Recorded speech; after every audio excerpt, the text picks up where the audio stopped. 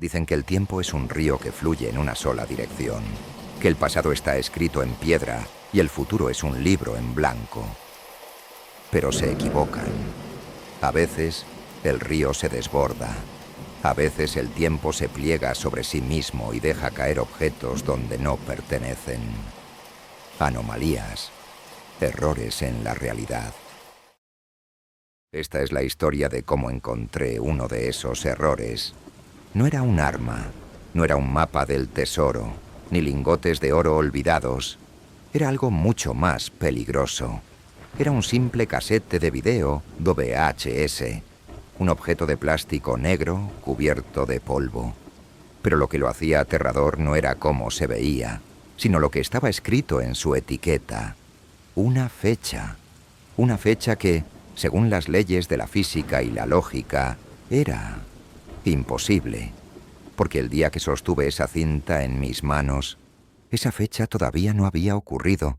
Faltaban 10 años para que ese video fuera grabado. Soy Esteban, y esta es la historia de la cinta que no debería existir.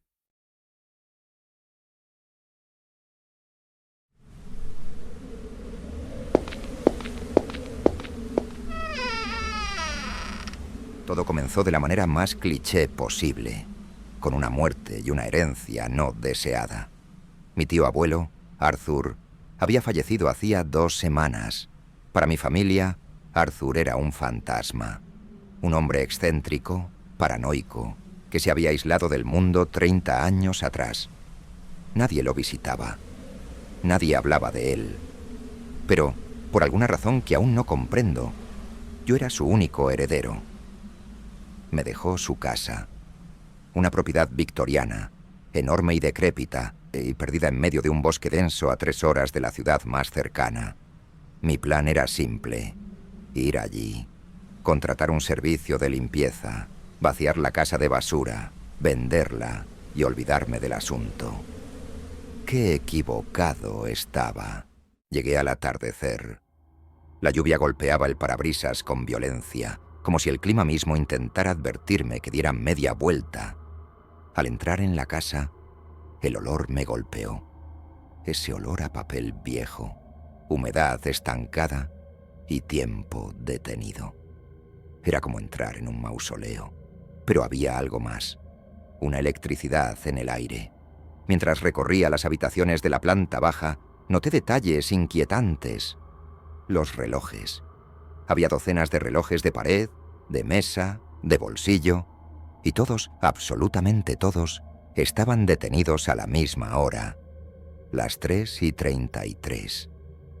Pensé que era una de las locuras de mi tío, un hombre obsesivo. Subí al segundo piso para buscar el dormitorio principal.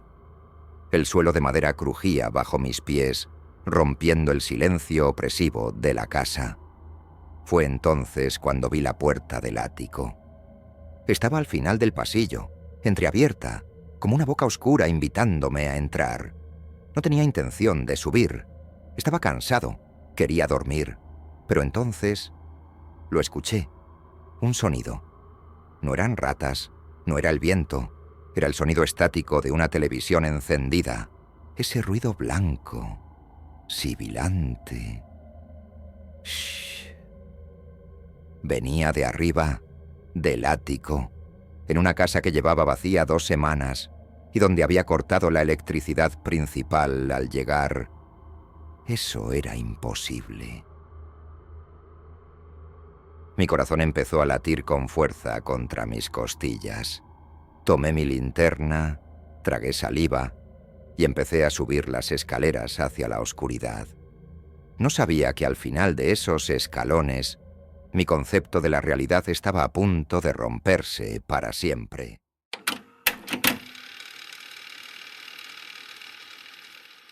Subí el último escalón y empujé la puerta.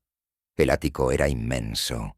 El aire allí arriba estaba viciado, caliente y pesado, como si nadie hubiera respirado ese oxígeno en décadas. Mis ojos tardaron unos segundos en adaptarse a la penumbra. Mi linterna barrió la habitación, cajas apiladas, muebles cubiertos de sábanas que parecían fantasmas agachados, y al fondo, un escritorio. Sobre el escritorio había una pequeña televisión antigua, de esas de tubo, de los años 90. Y ahí estaba el problema. Desde las escaleras yo había escuchado claramente el sonido de la estática, ese siseo eléctrico inconfundible. Pero ahora, frente a mí, la pantalla estaba negra, muerta. Me acerqué lentamente, con el corazón en la garganta. Toqué la televisión. El plástico estaba caliente. Caliente al tacto, como si hubiera estado encendida durante horas. Busqué el cable de corriente para desconectarla, solo para asegurarme. Seguí el cable con la mano hasta el suelo, y entonces me quedé helado. El cable terminaba en el suelo, cubierto de polvo. La televisión no estaba conectada a nada. No había enchufe. ¿Cómo puede un aparato desconectado emitir sonido y calor? En ese momento entendí que esta casa no solo estaba vieja. Esta casa estaba enferma. La realidad aquí funcionaba con otras reglas. Quise salir corriendo. Mi instinto me gritaba que bajara, que subiera al coche y no volviera nunca. Pero la curiosidad es una trampa mortal. Junto a la televisión imposible, vi algo que capturó toda mi atención. Una caja fuerte. No era una caja fuerte moderna. Parecía algo industrial, militar quizás. Estaba hecha de un metal oscuro, oxidado, y no tenía un panel digital, sino un dial mecánico con símbolos extraños en lugar de números. Junto a ella había un cuaderno de cuero. El diario de mi tío Arthur. Lo abrí con manos temblorosas. Las últimas páginas estaban llenas de garabatos frenéticos, frases incoherentes como «El bucle se está cerrando». Ya lo han visto, saben que lo sé. La fecha es la clave. Y al final de la página, una secuencia de giros. Derecha, izquierda, derecha. Sin pensarlo, puse mi mano en el dial frío de la caja fuerte. Giré. Clic. Giré otra vez. Clic. El silencio en el ático era absoluto. Solo se escuchaba mi respiración y el mecanismo interno de la caja. Hice el último giro. Hubo un sonido metálico pesado, profundo, como el de una puerta de prisión abriéndose. La tapa de la caja fuerte se levantó lentamente. Esperaba encontrar dinero, documentos de la propiedad, joyas. Pero la caja estaba vacía, excepto por un solo objeto en el centro, una cinta de video VHS estándar. La tomé. Era ligera. Tenía una etiqueta blanca pegada en el lomo. Acerqué la linterna para leer lo que mi tío había escrito con su caligrafía temblorosa. Leí la fecha, y luego la volví a leer, pensando que mis ojos me engañaban en la oscuridad. Decía, 12 de octubre de 2035. El aire se escapó de mis pulmones. Hoy es 2025. Esa cinta venía de 10 años en el futuro.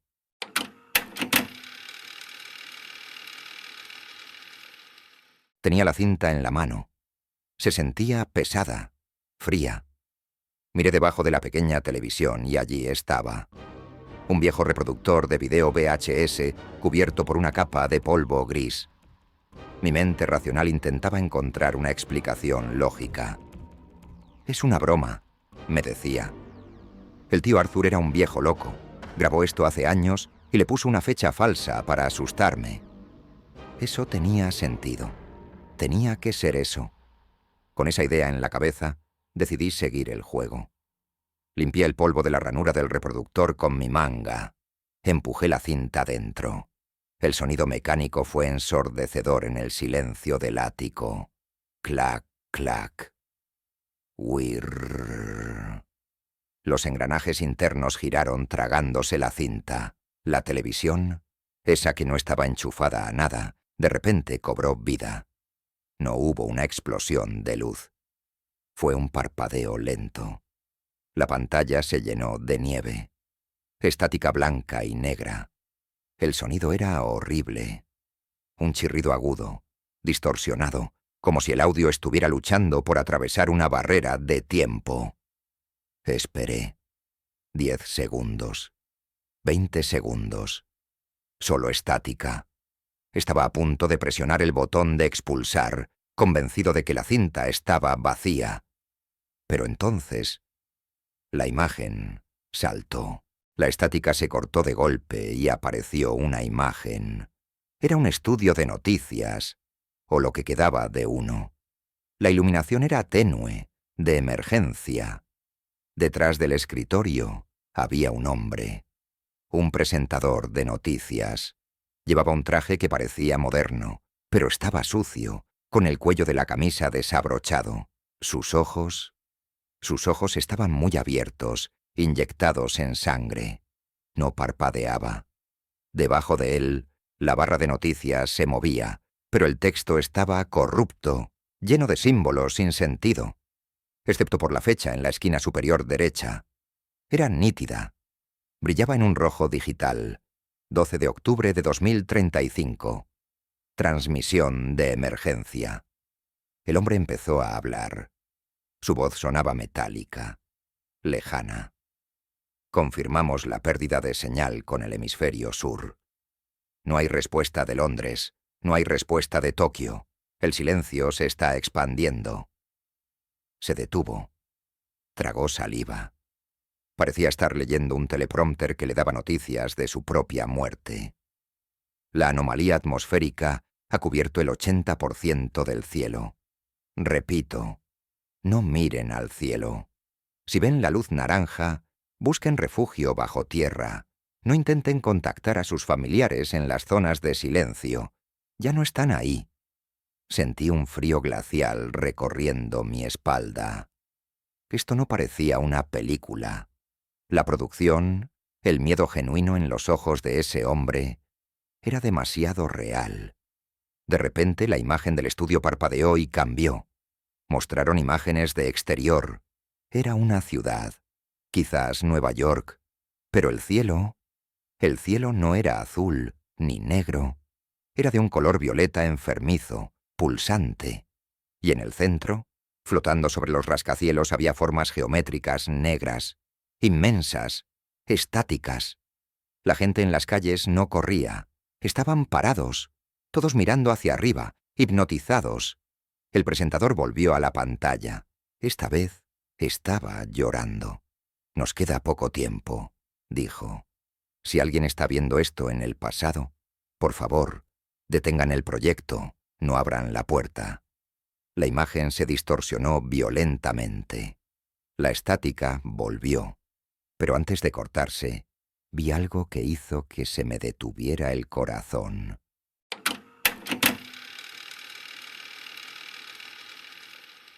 La transmisión de noticias se cortó con un chillido agudo. Pensé que la cinta había terminado. Pero entonces, la pantalla azul parpadeó y apareció una nueva imagen. La calidad era diferente. Ya no era una señal de televisión profesional. Era una grabación casera, cámara en mano. La imagen temblaba, desenfocada. Reconocí el lugar al instante. Era el pasillo de esta misma casa. Pero se veía diferente. Los papeles pintados no estaban rasgados. El suelo brillaba. Parecía nueva. Escuché una respiración agitada detrás de la cámara. Alguien corría. La cámara giró bruscamente hacia una puerta. Una voz, ahogada por el pánico, susurró. «Están aquí. Ya entraron». Esa voz. Se me heló la sangre. Era la voz de mi tío Arthur. Pero no la voz del anciano que yo conocía. Era una voz joven, fuerte. La cámara avanzó por el pasillo. Se escondió en una habitación. Arthur giró la lente hacia sí mismo. Ahí estaba. Mi tío Arthur, pero con 30 años menos. Tenía la ropa manchada de ceniza. Miró directamente al lente de la cámara, como si me estuviera mirando a mí a través del tiempo. «Si encuentras esto», dijo, «significa que el bucle no se ha roto. Significa que viniste a la casa». Se acercó más al micrófono. «Escúchame bien. No vendas la casa. No dejes que nadie entre.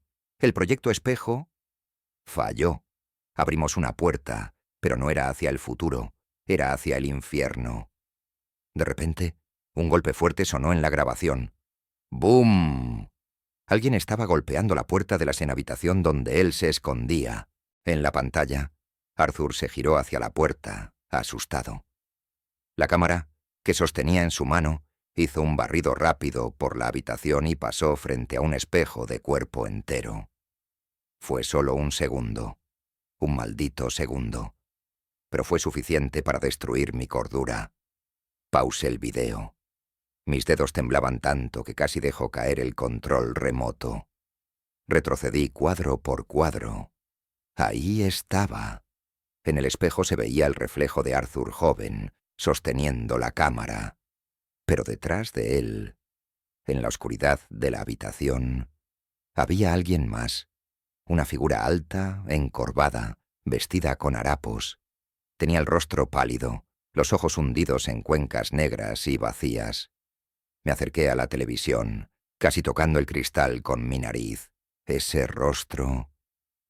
Tenía una cicatriz en la mejilla izquierda, una pequeña cicatriz en forma de media luna. Instintivamente, llevé mi mano a mi propia mejilla izquierda. Toqué la vieja cicatriz que me hice cuando tenía 6 años al caer de una bicicleta. La figura en el espejo, el monstruo que estaba detrás de mi tío.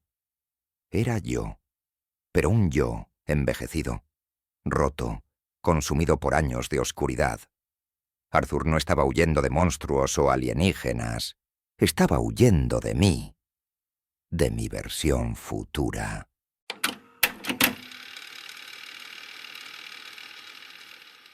La cinta terminó. La pantalla volvió a llenarse de esa estática blanca y gris, ese sonido de hormigas eléctricas devorando el silencio. Pero yo no me moví. No podía moverme.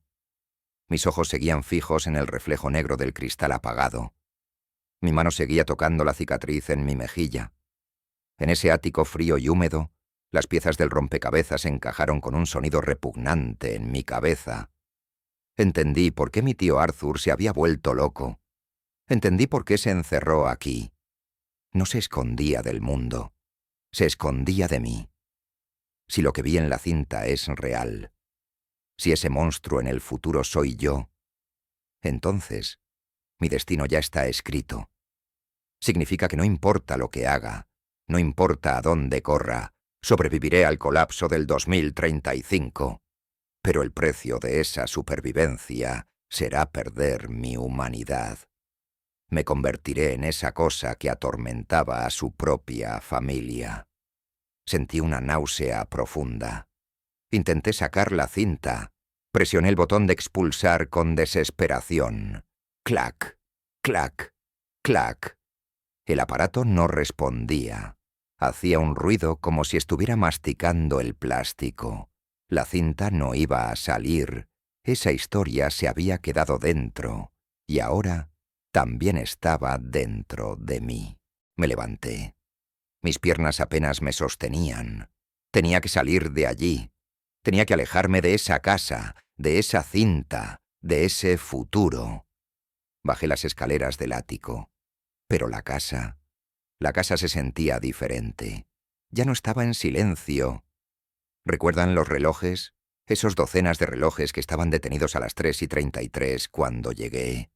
Ahora, mientras bajaba los escalones uno a uno, empecé a escucharlos. Tic-tac, tic-tac, tic-tac. No estaban sincronizados.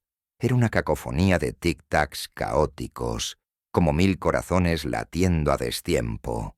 El tiempo, que había estado congelado en este lugar, de repente había empezado a correr de nuevo. Y corría rápido. Sentí que las paredes se cerraban sobre mí. Las sombras en el pasillo parecían estirarse, intentando agarrarme los tobillos. Llegué a la puerta principal. Mi mano temblaba tanto que se me cayeron las llaves 2 veces. El sonido de las llaves al golpear el suelo resonó como disparos. Tic-tac, tic-tac. Los relojes sonaban cada vez más fuerte, como martillazos. Finalmente, logré meter la llave. Giré el cerrojo. El aire frío de la noche entró de golpe, golpeándome la cara con lluvia y viento. Era libre. Corrí hacia mi coche. No miré atrás. No cerré la puerta de la casa. Arranqué el motor y las luces iluminaron los árboles retorcidos del bosque. Aceleré. Las ruedas patinaron en el barro antes de agarrar tracción. Mientras me alejaba por el camino de tierra, mi respiración empezó a normalizarse. Se acabó, pensé. Venderé la casa. Quemaré la escritura. Me iré a otro país. Pensé que podía huir, pero la curiosidad, la maldita curiosidad humana es un defecto de fábrica. Justo antes de que la casa desapareciera tras una curva, cometí el error. Miré por el espejo retrovisor. Solo quería asegurarme de que me había ido. Pero lo vi. En la ventana del ático. La única ventana iluminada de toda la casa oscura. Había una silueta. Alguien estaba allí, de pie, mirándome partir. No era mi tío Arthur. Él estaba muerto. La figura levantó una mano y se tocó la mejilla izquierda. En ese momento, el coche se llenó de un frío absoluto. No había escapado. Porque para que yo me convierta en el monstruo del futuro, tengo que volver a esa casa. Y una parte de mí, una parte oscura y rota que acaba de nacer esta noche, sabe que volveré. El futuro no se puede cambiar, solo se puede posponer. Y el reloj ya ha empezado a correr.